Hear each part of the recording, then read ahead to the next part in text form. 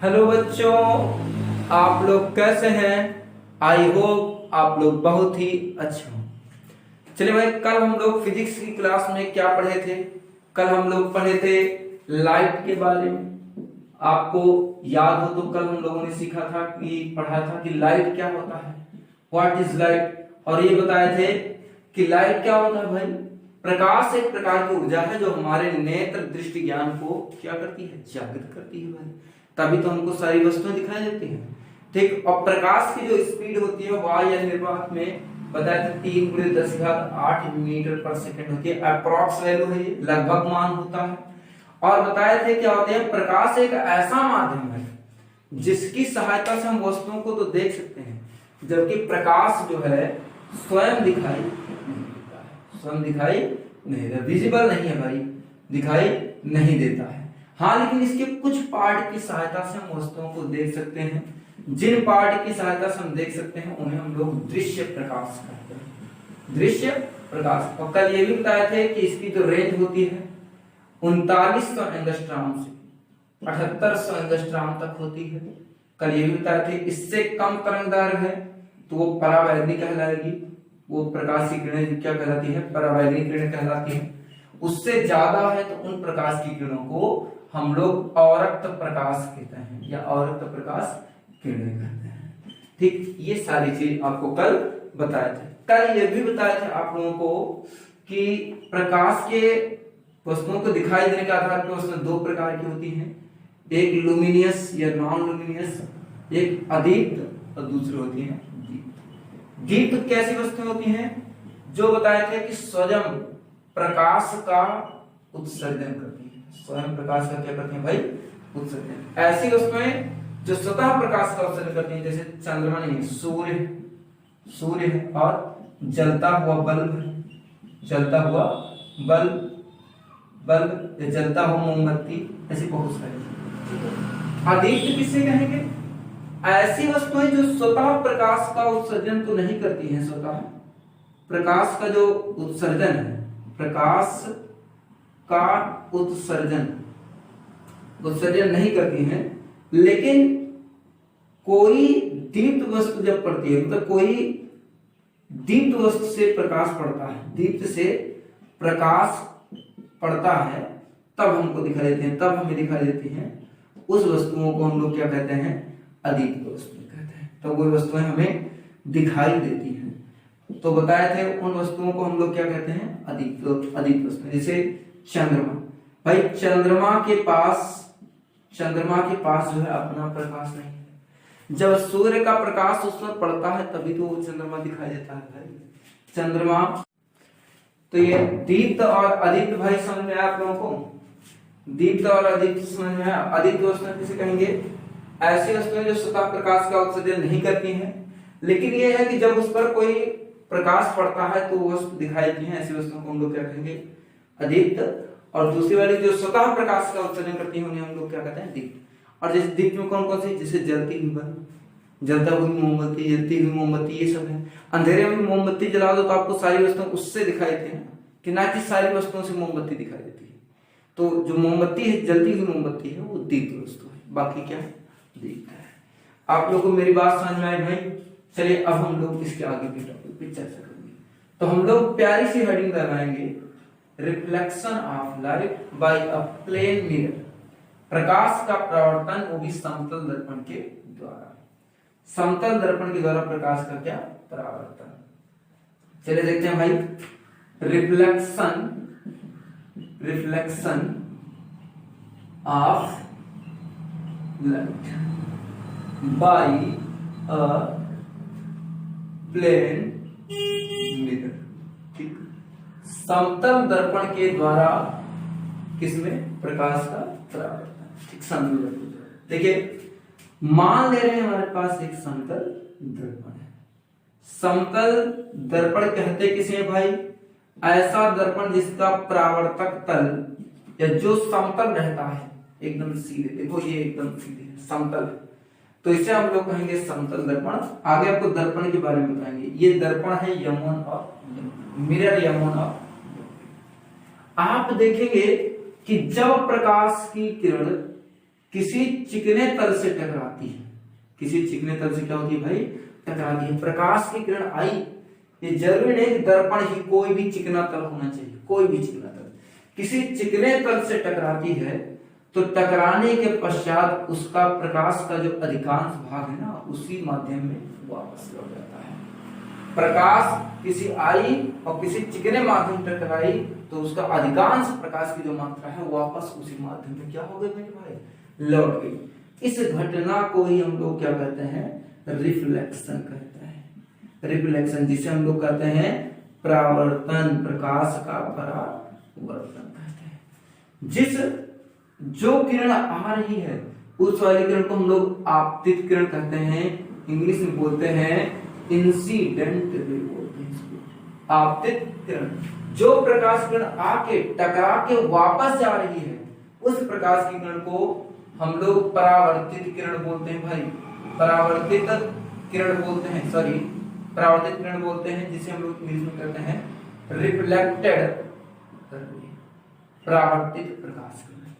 और जिस बिंदु पर प्रकाश की किरणें आती हैं उस बिंदु को हम लोग आपतन बिंदु कहते हैं, जिसे हम लोग कहते हैं पॉइंट ऑफ इंसिडेंस, आपतन बिंदु कहते हैं। इसे हम लोग क्या कहते हैं भाई, आपतन बिंदु कहते हैं। आने वाली प्रकाश किरण को आपतित किरण, जाने वाली प्रकाश किरण को परावर्तित किरण, टकरा के जो परावर्तन के पश्चात जा रही है। और जिस बिंदु पर प्रकाश किरण आती है इस बिंदु को हम लोग पॉइंट ऑफ इंसिडेंस कहते हैं, जिसे हम लोग कहते हैं आपतन बिंदु कहते हैं। मेरे भाई मेरी बात आपको समझ में आई, इस बिंदु को हम लोग क्या कहते हैं भाई, आपतन बिंदु कहते हैं। और जहां आपतन बिंदु होता है वहां पर क्या होता है कि एक 90 अंश या 90 डिग्री के कोण पर, पृष्ठ से 90 डिग्री के कोण पर एक रेखा बनी होती है या एक रेखा खींची गई होती है अभिलंबवत पृष्ठ के, उसको हम लोग कहते हैं नॉर्मल, अभिलंब कहते हैं उसको, अभिलंब। और आप देख रहे हैं परावर्तन की घटना किस पृष्ठ द्वारा हो रही है, इस पृष्ठ द्वारा हो रही है, आ रही है, टकरा रही है, टकरा के वापस लौट जा रही है, तो इसी पृष्ठ द्वारा तो हो रही है परावर्तन की घटना। जिस पृष्ठ द्वारा होती है परावर्तन की घटना उसको परावर्तक पृष्ठ कहते हैं या परावर्तक तल कहते हैं, तो इसको हम लोग कहेंगे रिफ्लेक्टिंग सरफेस, रिफ्लेक्टिंग क्या, सरफेस, जिसे हम लोग कहते हैं परावर्तक तल या परावर्तक पृष्ठ बोलते हैं। आप देखो आपतित किरण तथा अभिलंब के बीच बने कोण को, आपतित किरण तथा अभिलंब के बीच बने कोण को हम लोग आपतन कोण कहते हैं, इसे आई से प्रदर्शित करते हैं मेरे भाई। आपतित किरण तथा अभिलंब के बीच बने कोण को हम लोग आपतन कोण क्या कहते हैं, आई कहते हैं। परावर्तित किरण तथा अभिलंब के बीच बने कोण को हम लोग परावर्तन कोण कहते हैं, परावर्तन कोण कहते हैं, आर कहते हैं। आई को हम लोग आपतन कोण, आर को हम लोग क्या कहते हैं मेरे भाई, परावर्तन कोण। आई को हम लोग कहते हैं एंगल ऑफ इंसिडेंस, आपतन कोण। आर को कहते हैं, आर को हम लोग क्या कहेंगे भाई, एंगल ऑफ रिफ्लेक्शन, रिफ्लेक्शन, जिसे हम लोग कहते हैं परावर्तन कोण। आपतन कोण और दूसरे वाले को हम लोग क्या कहेंगे, परावर्तन कोण। अब ये मेरी बात तो समझ में आई मेरे भाई, क्या आप मेरी बातों को समझ रहे हैं? देखो क्या आप मेरी बातों को समझ रहे हैं ना? ठीक है, कॉपी कीजिए फिर आगे बताते हैं। अच्छा, इसमें तो मेन डेफिनेशन तो हम बताए ही नहीं भाई। प्रकाश का परावर्तन किसे कहते हैं? देखो प्रकाश किरण आ रही है, चिकने तल से टकरा रही है, टकरा के वापस लौट जा रही है उसी माध्यम में, ठीक। तो ये कह सकते हैं कि प्रकाश का किसी चिकने तल से टकराकर वापस उसी माध्यम में लौट जाने की घटना क्या कहलाती है, प्रकाश का परावर्तन कहलाती है। हम लोग डेफिनेशन क्या लिख सकते हैं कि प्रकाश का किसी चिकने तल से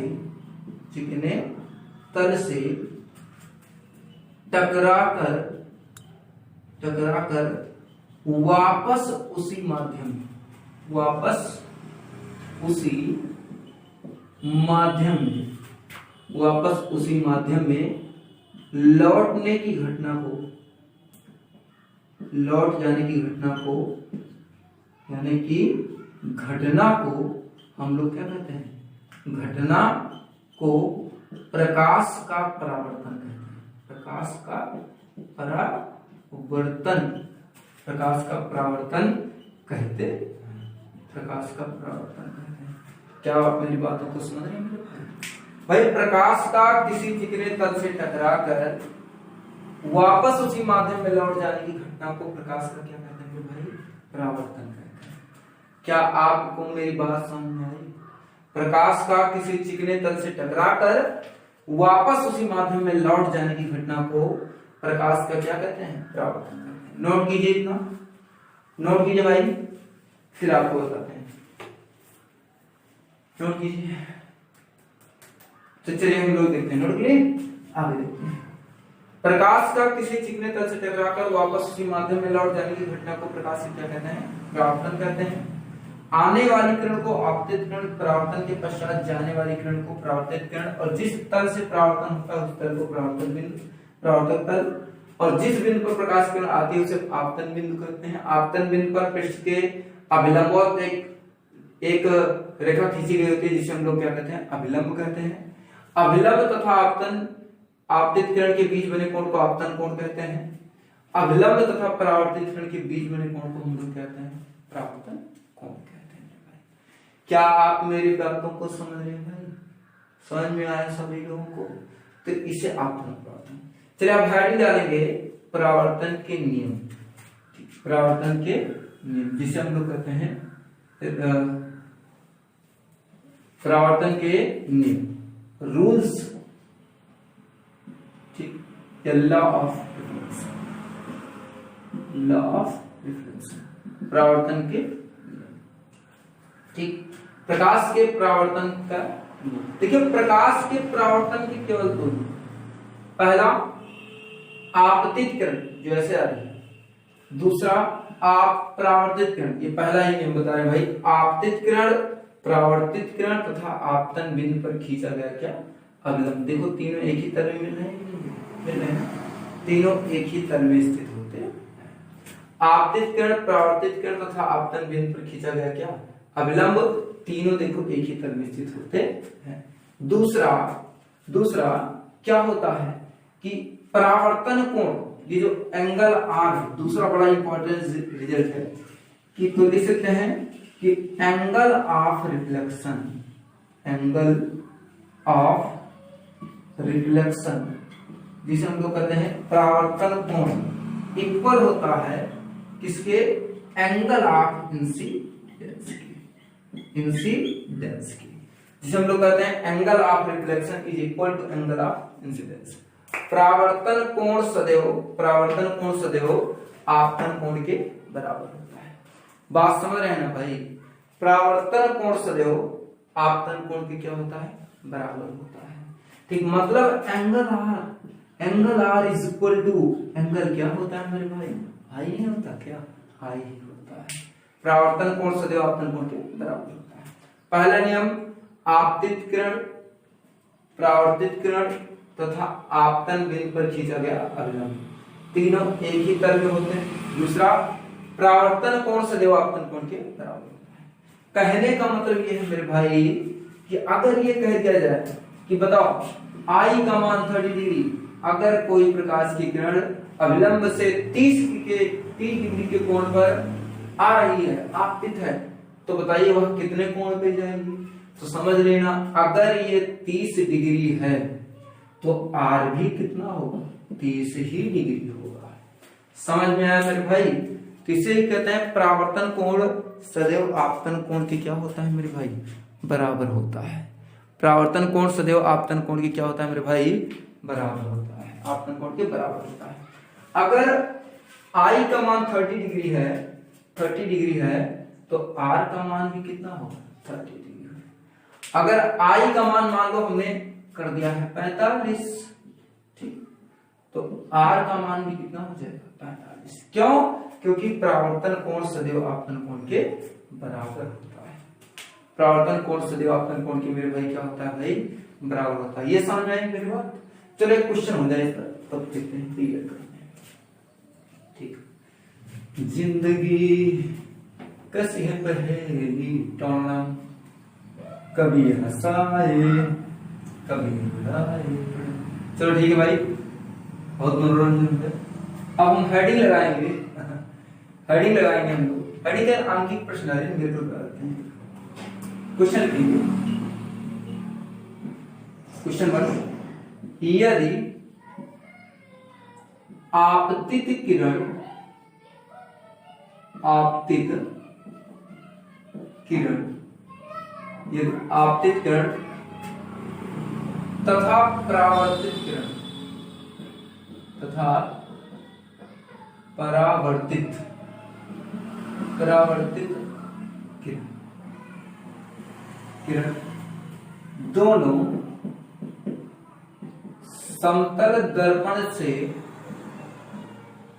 परावर्तन के पश्चात, आपतित किरण समतल दर्पण से परावर्तन, समतल दर्पण से परावर्तन के पश्चात परावर्तित किरण के लंबवत हो जाती है, परावर्तित किरण के लंबवत हो जाती है। लंबवत मतलब 90 डिग्री, ठीक। लंबवत हो तो परावर्तन कोण कितना होगा। चलिए देखते हैं। यदि आपतित किरण समतल दर्पण से परावर्तन के पश्चात परावर्तित किरण के लंबवत हो जाए तो परावर्तन कोण कितना होगा। यहां लिख दीजिए भाई, जाए हो जाए तो परावर्तन कोण कितना होगा। Very easy.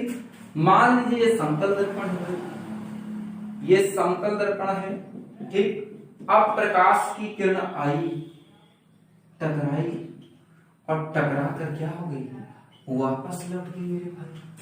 प्रकाश किरण आ रही है ना, आ रही है कि नहीं आ रही भाई, आ रही है ना। प्रकाश किरण आई, टकराई और टकरा के क्या हो गई, वापस लौट गई।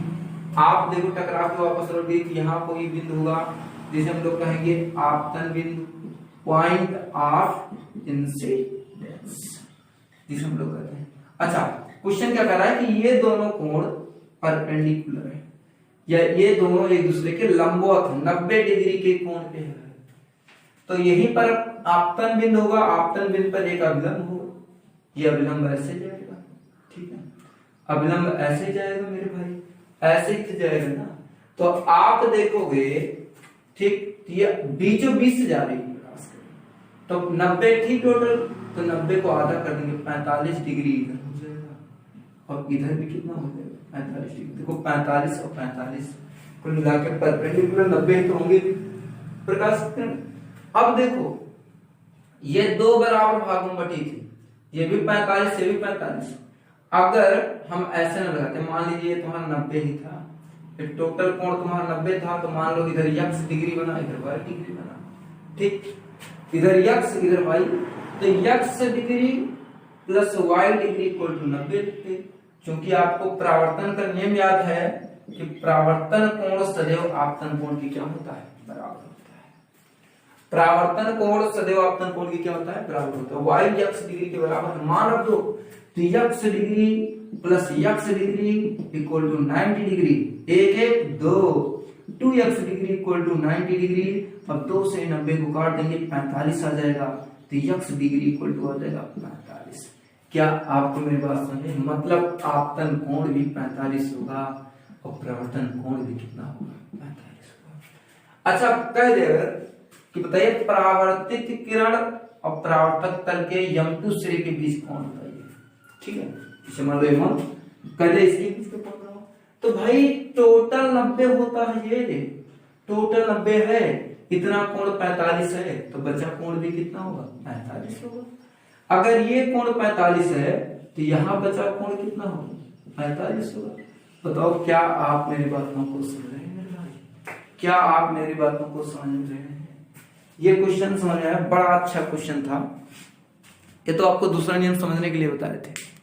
समझ में आया कि यदि आपतित किरण समतल से, यदि आपतित किरण समतल से परावर्तन के पश्चात परावर्तित किरण के लंबवत हो जाए तो परावर्तन कोण कितना होगा 45 डिग्री, आपतन कोण कितना होगा वो भी आपका 45 डिग्री ही होना है। क्या आप मेरी बातों को समझ रहे हैं मेरे भाई? समझ रहे हैं? ठीक, तो मिटा देते हैं, आगे चल जाएंगे कैसे क्या करना है। हेडिंग लगाएंगे हम लोग, हेडिंग लगाएंगे इमेज प्रतिबिंब, हेडिंग लगाएंगे प्रतिबिंब इमेज, जिसे हम लोग कहते हैं प्रतिबिंब।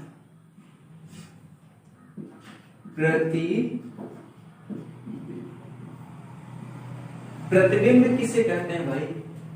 प्रतिबिंब, अरे आप लोग बाल संवारते हो नहीं शीशे के सामने, उसे जो हम लोग छाया प्रतिबिंब है उसे हम लोग क्या कहते हैं? प्रतिबिंब। तो इसकी डिफिनेशन कैसी होती है भाई?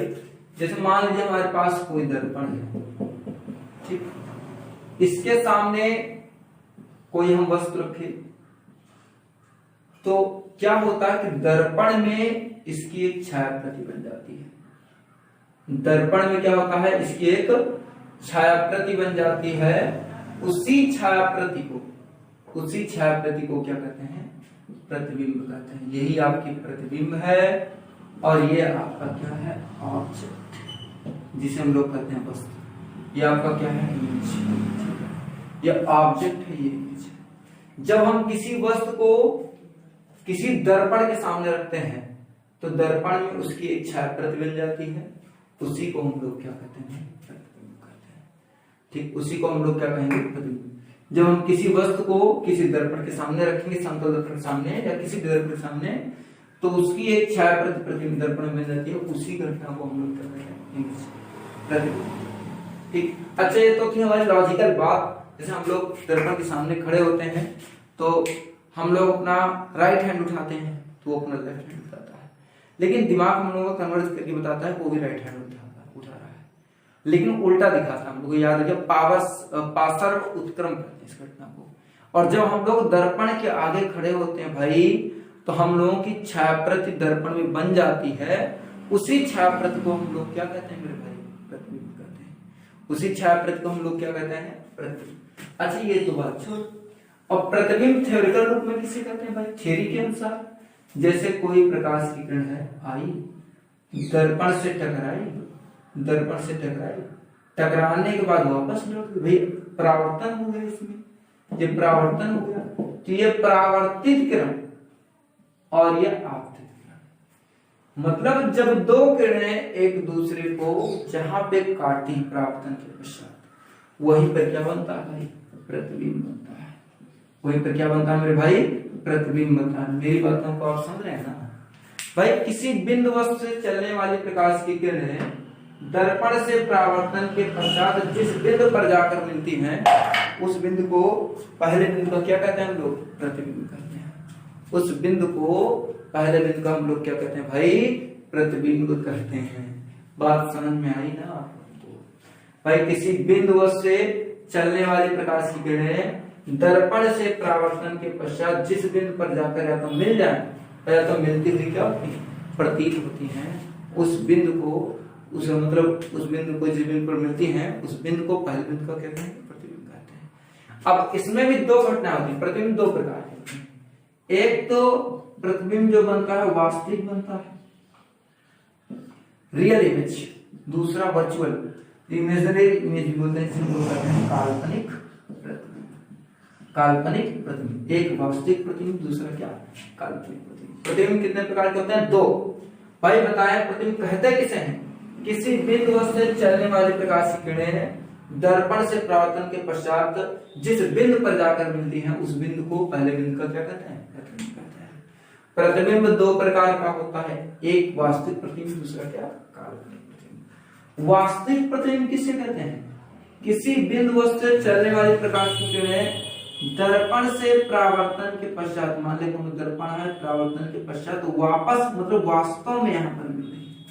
दर्पण से परावर्तन के पश्चात अगर वास्तव में जाकर मिलती है, वास्तव में मिलती है, तो उस किरण को या उस बने प्रतिबिंब को हम लोग वास्तविक प्रतिबिंब कहते हैं। बने प्रतिबिंब को हम लोग क्या कहते हैं?